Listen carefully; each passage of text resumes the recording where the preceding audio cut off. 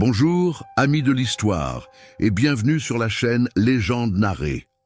Si vous êtes fasciné par les figures complexes et les revirements de pouvoir, n'hésitez pas à laisser votre pouce levé et à vous abonner à la chaîne dès maintenant pour ne manquer aucun détail de cette plongée dans le temps qui dévoilera l'un des monarques les plus complexes et brutaux de l'histoire de l'Angleterre, Henri VIII. Il fut le roi le plus redouté, le souverain qui défia Rome, décapita des épouses et redessina la carte religieuse de toute une nation. Mais, à la fin, le puissant Henri VIII, celui qui fut jadis le prince d'or et incarnait la force et la beauté, languissait sur son lit de mort. Consumé par un ulcère putride, sa chair en décomposition exhalait une odeur insupportable, une agonie qui résonnait dans chaque appartement royal. L'histoire de sa mort est un cauchemar grotesque, un épilogue sombre pour une vie d'ambition démesurée. Comment un prince autrefois acclamé comme la grande espérance de l'Angleterre a-t-il pu se transformer en ce monstre agonisant? Comment l'homme qui rêvait de régner sur Dieu a-t-il fini par payer un prix si humain, si charnel? Ceci n'est pas seulement l'histoire d'une mort, mais d'une transformation, celle d'un roi, celle d'un royaume. Pour découvrir la fin horrifiante d'Henri VIII, nous devons remonter le temps à une histoire aussi tragique que fascinante. Un récit d'amour et de désir, de trahison et d'ambition, de corps offerts sur l'autel du pouvoir et de têtes qui ont roulé. Car avant de devenir le tyran que nous connaissons, Henri était un homme. Et sa chute, la dégénérescence de son corps et de son âme, commença bien avant sa maladie, à l'aube d'un destin qui ne lui appartenait pas. Installez-vous confortablement, car la vérité sur le roi qui se décomposa commence maintenant. Henri naquit le 28 juin 1491, dans le luxueux palais de Greenwich, sur les rives de la Tamise. Cependant, il n'était pas l'héritier prédestiné. Il était le deuxième fils du roi Henri VII et de la reine Élisabeth d'York. Le trône était réservé à son frère aîné, Arthur, un jeune homme fragile et à la santé délicate, mais qui portait le poids d'être le premier-né d'une dynastie nouvellement établie, les Tudors. La victoire d'Henri VII à la bataille de Bosworth Field, qui mit fin à la guerre des Deux Roses, avait assuré le trône, mais la lignée Tudor était encore perçue avec une certaine fragilité par d'autres puissances européennes. La naissance d'Arthur et plus tard d'Henri était considérée comme des assurances vie pour la nouvelle dynastie. Alors qu'Arthur était préparé dès son plus jeune âge à la royauté, la politique, la guerre, la diplomatie, Henri fut élevé avec une destinée ecclésiastique. Pensez-y. L'homme qui allait diriger l'Église d'Angleterre fut, ironiquement, éduqué pour être évêque ou archevêque, peut-être même cardinal. Ses tuteurs ne lui enseignaient pas à gouverner des royaumes, mais à déchiffrer de complexes questions théologiques, à débattre en latin avec érudition, à écrire avec une élégance qui démontrait une maîtrise des langues classiques. Son monde n'était pas le champ de bataille ou la table des négociations politiques, c'était le monde des livres, de la philosophie, des écritures sacrées. Mais même avec cette éducation orientée vers le clergé, Henri se distinguait, et pas seulement dans ses études. C'était un jeune homme extraordinairement brillant, un véritable homme de la Renaissance. Son esprit était agile, sa mémoire prodigieuse. Il maîtrisait le français, le latin et possédait une bonne connaissance de l'italien. Cependant, sa vivacité ne se limitait pas à l'intellect. Il était aussi incroyablement athlétique. Il adorait chasser, pratiquait le tir à l'arc, les joutes et la lutte avec une passion et une dextérité impressionnantes pour quelqu'un de sa position. De plus, c'était un musicien talentueux. Il jouait du luth avec maestria et composait même des vers et des chansons qui étaient loués à la cour. Cette combinaison rare d'un intellectuel profond et d'un sportif vigoureux pour un garçon éduqué au recueillement spirituel le faisait déjà briller. Son éducation humaniste, profondément influencée par la pensée d'Érasme de Rotterdam et par les nouveaux airs de la Renaissance qui balayaient l'Europe, modela un prince cultivé, observateur et surtout affamé d'approbation. Il aspirait à être remarqué, à être le meilleur dans tout ce qu'il faisait, une caractéristique qui l'accompagnerait toute sa vie et qui serait à la fois sa force et sa plus grande faiblesse. Cependant, le destin, toujours imprévisible, l'appela trop tôt à la couronne. Arthur tomba malade quelques mois après son mariage avec Catherine d'Aragon, une princesse espagnole d'une noblesse imposante, fille des puissants rois catholiques Ferdinand et Isabelle. La maladie, probablement la fièvre suette ou la tuberculose, fut brève et fatale. Arthur mourut le 2 avril 1502, à seulement 15 ans. Du jour au lendemain, Henri passa de l'ombre à la lumière, d'apprenti évêque à futur roi. Et avec la couronne, il hérita aussi de Catherine, veuve de son frère, une femme de 6 ans, son aînée, instruite, dévote et de caractère ferme. À partir de ce moment, la vie d'Henri cessa d'être la sienne. Il était l'avenir de la dynastie, le deuxième Tudor, le jeune homme qui devait assurer la continuité d'une lignée encore fragile. À 10 ans, Henri découvrit que le pouvoir ne se choisit pas, il s'hérite, et, parfois, il s'impose comme une condamnation déguisée en gloire. Le jeune roi doré fut couronné le 24 juin 1509, à seulement 17 ans. La cour et le peuple célébraient l'arrivée d'un nouveau type de roi, athlétique, cultivé, un prince de la Renaissance qui semblait sorti d'un tableau de Raphaël. Henri était un homme imposant pour son époque, mesurant plus de 1,85 m, robuste, avec des cheveux roux marqués, une mâchoire forte et des yeux vifs. Sa présence était si magnétique qu'elle emplissait n'importe quelle pièce où il se trouvait. Il chevauchait avec élégance, dansait avec une grâce surprenante, écrivait de la poésie qui était récitée dans les salons, composait de la musique jouée par les ménestrels et débattait de théologie avec des clercs expérimentés, les surprenant souvent par son astuce. C'était le monarque rêvé par une Europe qui s'ouvrait à la Renaissance, un contraste marqué avec l'image austère et frugale de son père, Henri VII. Les registres de l'époque, des ambassadeurs étrangers aux chroniqueurs de la cour, décrivent un homme d'une énergie inépuisable. Il se levait à l'aube pour chasser les cerfs dans la forêt, pratiquait des joutes lors de tournois qui duraient des jours, pouvait danser inlassablement toute la nuit lors des somptueux bals de la cour et trouvait encore le temps pour de longs débats intellectuels avec les plus grands penseurs européens, comme Thomas More et Érasme lui-même, avec qui il échangeait de la correspondance. Catherine d'Aragon, maintenant reine et épouse d'Henri, avait 6 ans de plus que lui. Mais le mariage fut initialement considéré comme une puissante alliance avec l'Espagne, l'une des plus grandes puissances catholiques d'Europe. Elle était pieuse, cultivée, fille des légendaires rois catholiques Ferdinand et Isabelle qui unifièrent l'Espagne et parrainèrent le voyage de Christophe Colomb. Au début, Henri et Catherine semblaient un couple idéal. Lui, charmant, fort, curieux. Elle, ferme, catholique, d'esprit tempéré et d'une loyauté inébranlable, apportant avec elle le prestige de la cour espagnole. Le mariage fut célébré avec grande pompe et espérance. Mais ce que personne n'imaginait, c'est que cette union, considérée comme stratégique et bénie par Dieu, serait le premier pas vers une série de décisions qui transformeraient radicalement l'Angleterre, ainsi que le corps et l'esprit du roi. Les premières années du règne furent en fait splendides. Henri voyageait à travers le royaume, chassait, signait des traités, organisait des fêtes démesurées qui vidaient les caisses royales.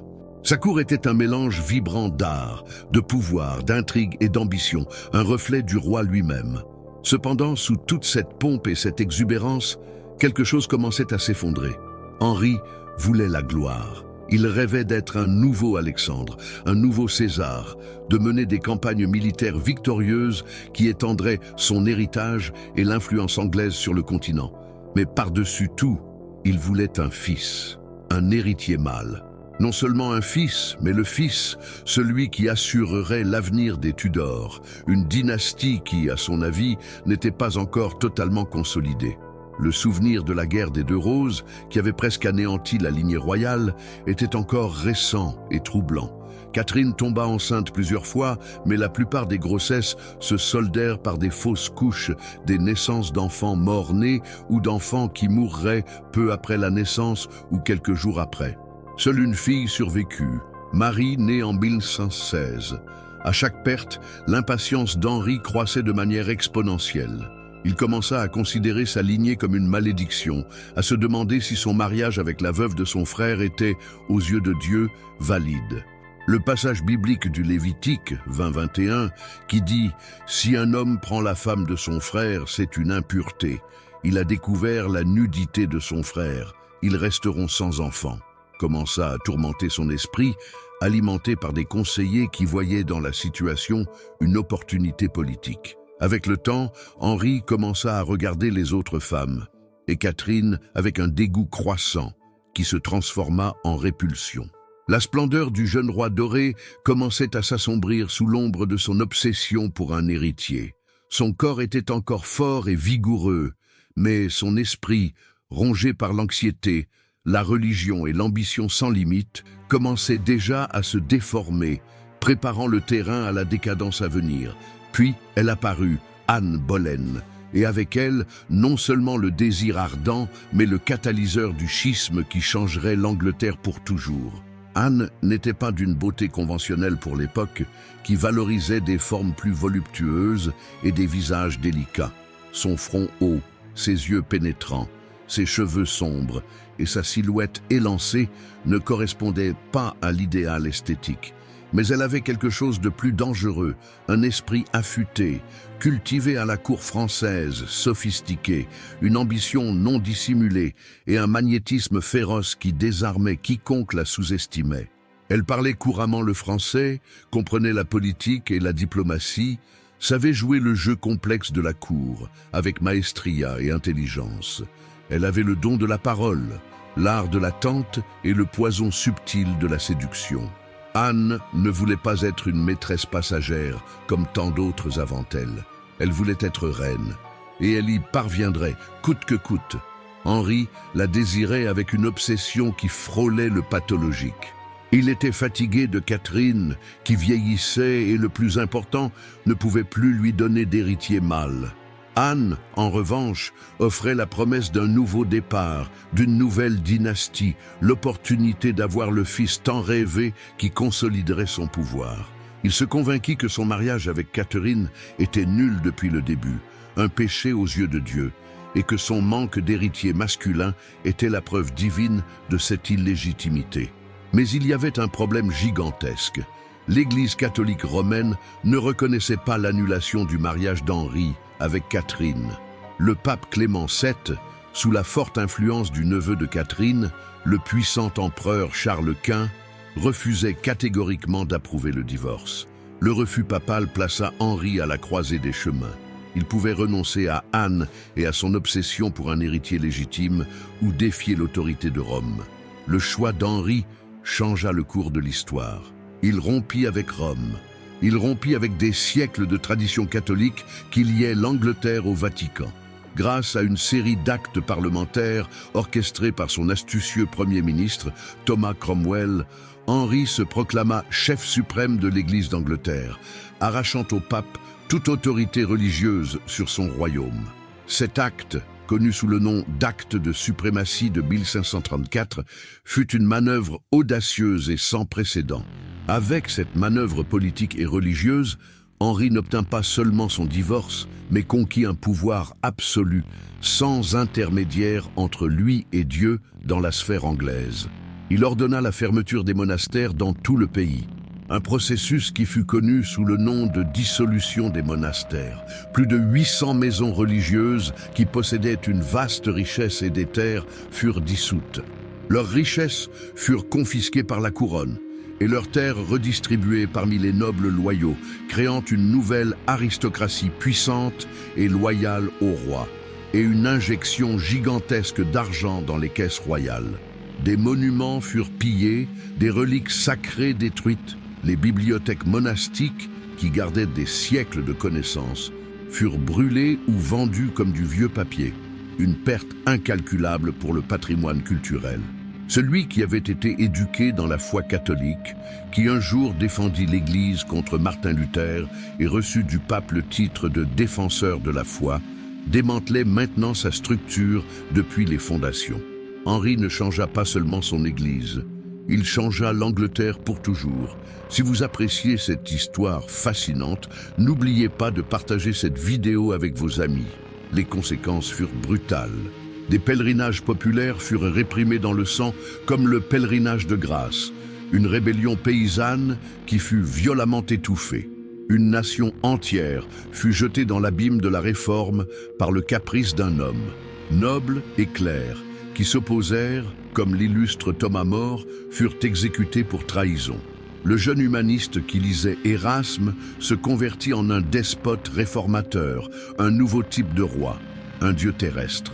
Le 25 janvier 1533, Henri épousa secrètement Anne Boleyn, déjà enceinte. En mai, le mariage avec Catherine fut déclaré nul, et Anne fut couronnée reine. Catherine fut exilée et mourut quelques années plus tard, en 1536, se considérant toujours comme la reine légitime. Marie, la fille de Catherine, fut déclarée illégitime, et Henri, enfin, avait sa reine. Mais il n'eut pas le fils qu'il désirait tant. Anne donna naissance à une fille, Élisabeth, en septembre 1533. Ensuite vinrent plusieurs fausses couches. La pression pour un héritier masculin, la peur de l'instabilité politique et les intrigues de palais grandirent de manière exponentielle.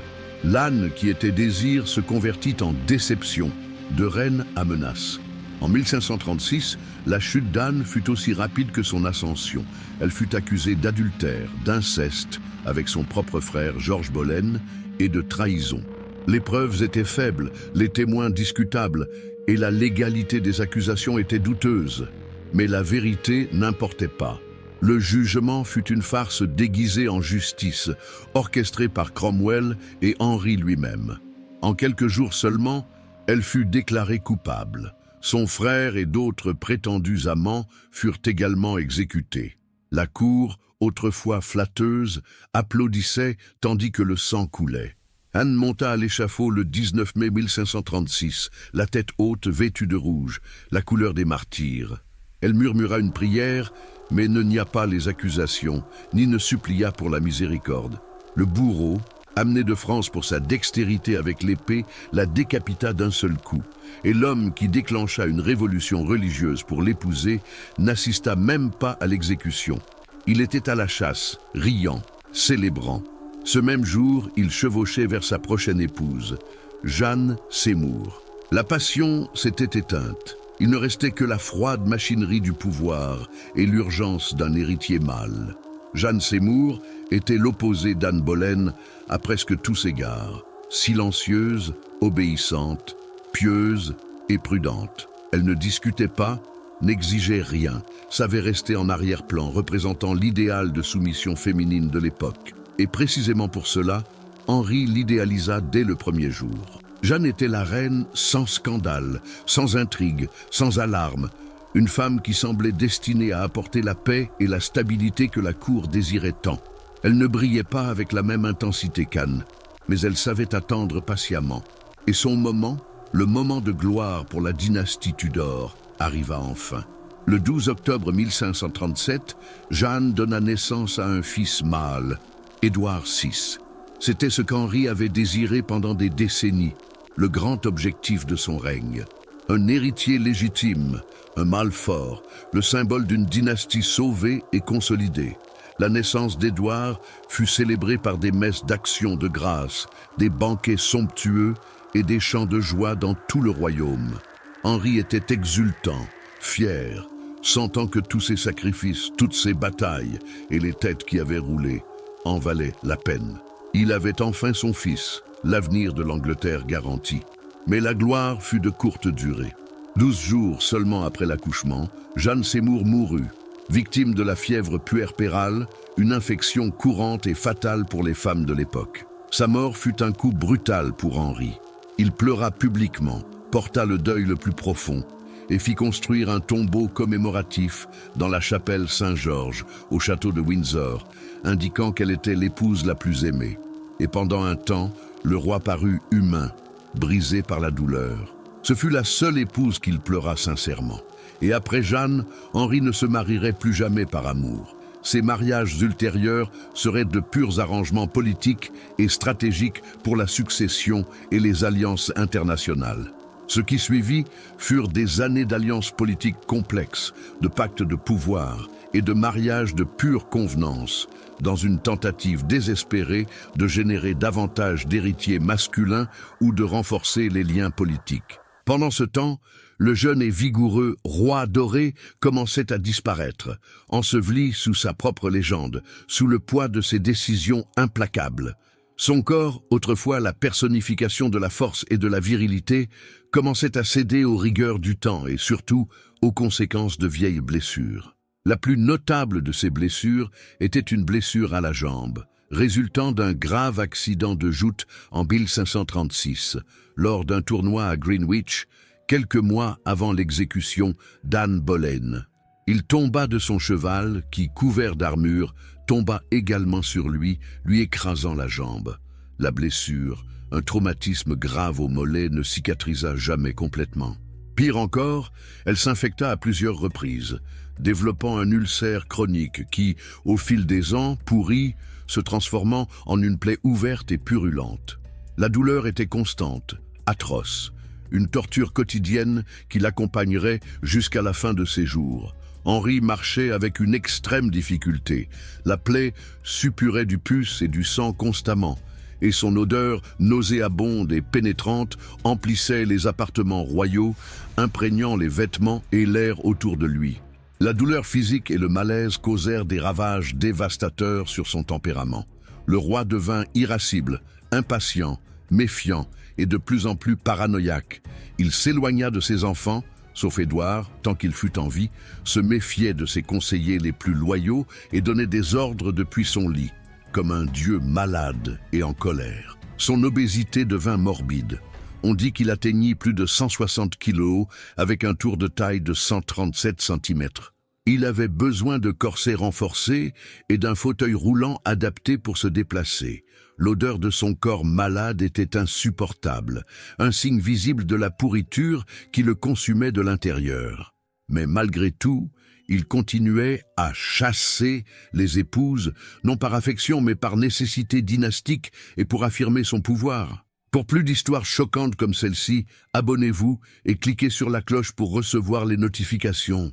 La quatrième épouse fut Anne de Clèves, un mariage diplomatique arrangé par Cromwell, qui cherchait à renforcer une alliance protestante avec les duchés allemands. L'accord fut scellé après qu'Henri eut vu un portrait d'Anne, qui la montrait belle et sereine. Mais lorsque le roi la vit personnellement, en janvier 1540, il la méprisa. Il la trouva peu attrayante, la traitant de jument de Flandre. On dit qu'elle sentait mauvais et il ne pouvait supporter de la toucher. Le mariage, qui ne fut jamais consommé, fut annulé en quelques mois. Anne de Clèves eut de la chance. Elle ne perdit pas la tête. Elle fut récompensée par une bonne pension, plusieurs propriétés et une vie tranquille et prospère en Angleterre, vivant plus longtemps que toutes les autres épouses d'Henri. De toutes ces reines, elle fut la seule à survivre à son rejet et à sa fureur. Puis vint Catherine Howard, une très jeune femme, cousine d'Anne Boleyn. Impulsive, joyeuse, séduisante et exubérante, elle captiva rapidement le roi vieillissant et malade, qui se sentait rajeuni par sa jeunesse. Cependant, Catherine était imprudente et surtout infidèle. Son passé romantique et ses amours extraconjugales à la cour furent découverts, mis en évidence par des lettres compromettantes à son amant Thomas Culpeper et à son ex-petit ami Francis Dereham. Le roi, vieux, déformé, se sentit non seulement trahi, mais profondément humilié, blessé dans son orgueil et furieux de l'affront à sa majesté. Dans son esprit paranoïaque, la trahison de Catherine était une menace pour la dynastie. Il la fit arrêter, juger et, le 13 février 1542, décapiter à la Tour de Londres. Une autre reine à l'échafaud, une autre tombe qui porterait son nom. La sixième et dernière épouse fut Catherine Parr. Intelligente, discrète et une stratège remarquable, Catherine Parr était plus infirmière qu'épouse. Elle s'était déjà mariée 2 fois et était une riche veuve. Elle n'était pas une femme d'une grande beauté, mais elle possédait une patience et une compassion admirables. Son rôle principal était de prendre soin du roi, de supporter son tempérament volatile, sa douleur constante et son odeur fétide, et, crucialement, de médier la relation d'Henri avec ses enfants, en particulier Marie et Élisabeth, qu'elle ramena à la cour et s'efforça de réconcilier avec leur père. Elle réussit à lui survivre, un exploit remarquable. Henri, à ce moment-là, n'était plus le roi imposant et athlétique de ses premières années. C'était un monument de chair infectée, entouré de crainte, de répulsion et de silence. Personne n'osait le contredire, mais personne n'osait non plus s'approcher trop, à moins que ce ne soit strictement nécessaire. L'odeur était la première chose qui annonçait sa présence. Son ulcère à la jambe, ouvert, profond, pestilentiel, s'était converti en une plaie qui ne se fermait jamais. Il suppurait du pus constamment et exigeait des pansements quotidiens, imbibés de vinaigre, de vin et d'onguents médicinaux, dans une vaine tentative de contrôler l'infection et l'odeur. L'odeur était si insupportable que les serviteurs se relayaient pour l'assister, se couvrant le visage avec des mouchoirs imprégnés d'herbes aromatiques pour supporter l'environnement. Quand la porte de sa chambre s'ouvrait, l'odeur s'échappait avant sa voix, un nuage putride qui précédait le roi. La douleur était incessante, le faisait crier, frapper les murs, et sa colère se manifestait par des explosions violentes. Il se déplaçait sur un trône à roulettes. Il pouvait à peine marcher. Sa jambe, un symbole de sa maladie, semblait une fissure dans la propre chair de l'Angleterre, un reflet du royaume divisé qu'il avait créé. Personne, pas même les plus courageux, ne parvenait à le regarder dans les yeux sans ressentir un mélange de pitié et de répulsion. Son corps l'avait trahi, mais son esprit, malgré les douleurs et les délires, s'accrochait au pouvoir avec plus de rage et de désespoir que jamais. Sa volonté était loi, sa parole, sentence, son regard, jugement définitif. À ses hauteurs, son royaume était fracturé religieusement, divisé entre catholiques et protestants, économiquement frappé par la dissipation des richesses monastiques et par les guerres continentales, et son âme même perdue dans un labyrinthe de regrets et de tyrannie. L'homme qui fut un jour le prince le plus brillant d'Europe s'était converti en son ombre la plus sombre, une carcasse agonisante au bord de l'effondrement. Henri VIII mourut le 28 janvier 1547 au palais de Whitehall, à Londres. Il avait 55 ans, un âge avancé pour l'époque, mais son corps était dévasté, vieilli prématurément par la maladie, l'obésité et les années d'indulgence et de stress. Il avait perdu toute la majesté qu'il avait un jour rendue craint et admiré. Pendant les derniers jours, le roi délirait, se débattant entre des souvenirs confus, des ordres incohérents et des confessions à moitié, murmurant sur ses actions et ses remords. Sur son lit de mort, il demanda la présence de Thomas Cranmer, l'archevêque de Cantorbéry, qu'il avait lui-même élevé au pouvoir et qui était l'un des architectes de la réforme anglaise. Cranmer fut l'un de ses serviteurs les plus loyaux et utiles, et aussi l'une des rares personnes qui, dans ses derniers instants, pouvaient offrir un certain réconfort spirituel. Mais quand Cranmer arriva, le roi était déjà presque sans voix, la respiration faible. Henri lui serra à peine la main avec force, désespéré, comme s'il voulait encore s'accrocher à quelque chose ou à quelqu'un, peut-être à sa foi, qu'il avait tant modelée et réformée. Ce fut une dernière poignée de main. Un dernier geste de communication d'un homme qui avait dominé par sa voix et sa volonté. Henri VIII mourut sans confesser publiquement ses péchés, sans recevoir l'extrême-onction ni les sacrements, sans le rituel sacré qu'il avait tant de fois réformé et refusé à des millions de ses sujets. Son corps était si putride, si gonflé par la maladie et la putréfaction interne, que selon les chroniques de l'époque, en étant transféré pour l'enterrement, il commença à expulser des fluides qui imbibèrent le cercueil. Le cercueil fut scellé d'urgence, une tentative désespérée de contenir l'odeur et la terrible vision. La chair du roi n'était plus chair, elle était châtiment, le reflet d'une vie d'excès et de tyrannie. N'oubliez pas d'activer les notifications pour ne pas manquer les prochaines histoires incroyables. Il fut enterré aux côtés de Jeanne Seymour, la seule épouse qui lui donna un fils mâle, la seule qu'il dit avoir aimé véritablement et qu'il choisit pour son repos final. Avec sa mort, une ère turbulente prit fin. L'Angleterre, qu'il avait façonnée d'une main de fer, ne serait plus la même. Son unique fils mâle, Édouard VI, régnerait seulement 6 ans, un garçon malade qui mourut jeune.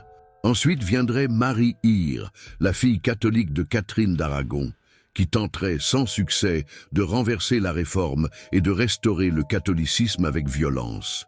Et ensuite viendrait Élisabeth I, la fille d'Anne Boleyn, la fille qu'il n'a jamais voulu comme héritière, et qui deviendrait l'une des monarques les plus puissantes et les plus longues d'Europe, consolidant l'identité protestante de l'Angleterre. Aimez cette vidéo si vous apprenez quelque chose de nouveau et que vous voulez voir plus de contenu historique. Le legs d'Henri VIII n'est pas simple, et sa figure reste une énigme pour les historiens. Ce fut un réformateur qui rompit avec Rome et établit les bases de l'anglicanisme, mais aussi un tyran impitoyable qui exécuta des centaines de personnes, y compris des amis et des épouses. Ce fut un amant passionné et un tueur froid, un prince cultivé qui finit comme une carcasse vide, consumé par ses propres décisions et maladies. Il voulut régner sur la religion, sur les femmes, sur la mort elle-même. Mais à la fin, comme tous les hommes, il finit seul. Et tandis que ses os reposent sous le marbre et l'or, son histoire nous rappelle que même le plus puissant peut pourrir de l'intérieur. Pour plus de contenu comme celui-ci, pensez à vous abonner. Ce voyage à travers la vie d'Henri VIII révèle un homme de pouvoir et de contradiction, dont la décadence physique refléta la turbulence de son règne. Si cette histoire vous a captivé, commentez ci-dessous quel autre monarque, selon vous, a eu une fin aussi tragique, ou quelle autre décision d'Henri VIII vous a le plus surpris. Dites-nous, croyez-vous que la maladie physique a directement influencé la tyrannie d'Henri, ou était-il déjà un despote en essence depuis le début? Partagez votre opinion. Et, bien sûr, n'oubliez pas de vous abonner à la chaîne pour découvrir d'autres récits marquants de monarques qui ont changé le monde ou l'ont entraîné dans l'abîme. Entre l'épée et la couronne, vous attendent avec de nouvelles histoires royales et des vérités que beaucoup préfèrent oublier. Laissez votre pouce levé et activez la clochette pour ne manquer aucune vidéo.